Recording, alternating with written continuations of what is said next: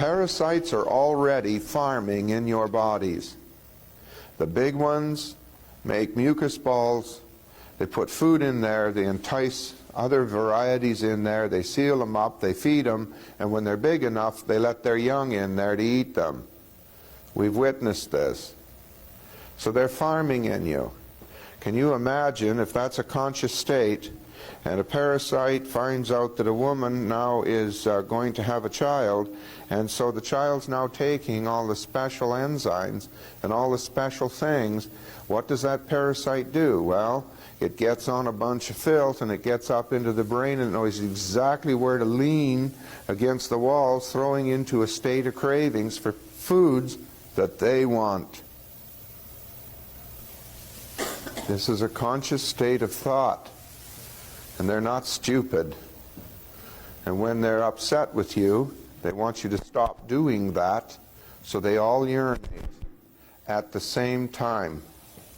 They basically urinate at the same time to make you stop doing whatever it is you're doing, so that you think that the herbs you're taking or whatever you're taking is making you sick.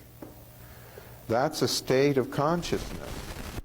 So when you're doing the work I'm going to show you, you don't want to be evolving those parasites and making them smarter.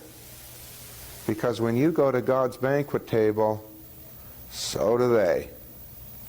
All right? Now we have a little products, and they bunged people up, and the parasites got so crazy that they actually killed them. So for heaven's sakes, if you're doing these programs are very serious, but they're safe. They're done so that you knock the parasites out first, and then you do intestinal cleanses and cleaning. All right? Never do an intestinal cleanse or a diet before you kill parasites. Don't do that. The parasites eat holes in you, and you get what's called medically a medical condition called leaky bowel syndrome. So whatever you do, do the parasites first. Knock them off, then clean up. It's kind of simple stuff, really. Always remember this. If you do a deworming project, I don't care how good it is, go to the health food store or somewhere else and buy a little dumb junker program for deworming that just doesn't really work well, and add that to it on the 15th day. If you do that, the bugs get used to the hertz rate or the vibration of the herbs. And the ones, some survive and they hang on. If you throw in another junker program, it changes the vibratory rate. And as a result of that, the rest of them let go, and you can get an awful lot of buggies out of you in a short period of time. Like 5 pounds at one sitting is not uncommon.